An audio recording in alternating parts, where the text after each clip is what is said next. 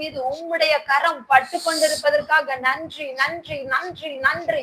இயேசுவின் நாமத்தினால உங்களுடைய ரத்தத்தை நாங்க அனுப்புகிறோம், சுகமாக்குற வல்லமையை அனுப்புகிறோம் ஆண்டவர். என்ன வியாதியா இருந்தாலும், அது என்ன தீராத வியாதியா இருந்தாலும் ஏசப்பா உங்களால குணமாக்க முடியும். நாங்கள் விசுவாசிக்கிறவர் இன்னார் என்று அறிந்திருக்கிற ஆண்டவர். அன்னைக்கு மரித்து 4 நாட்களான லாசருவை உயிர்ப்பித்த தெய்வம் அதே வல்லமை இந்த 2025 இந்த அக்டோபர் மாசம் இந்த 2ஆம் தேதியிலும் இருக்கிறது சுவாமி.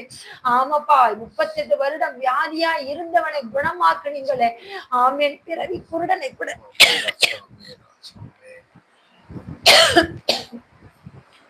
பிறவி குருடனை கூட சுகமாக்குனீங்களப்பா. ஆமாப்பா, எத்தனையோ முடவர்களை நடக்க செய்தீங்களப்பா, ஊமையர்களை பேச செய்தீங்களப்பா. எத்தனையோ பேரு பணம் இருக்குது பாக்குறாங்க, சில பேருக்கு பண வசதி இல்லாதவங்க என்ன பண்றதுன்னு தெரியல, அடுத்த வேளை மருந்து வாங்க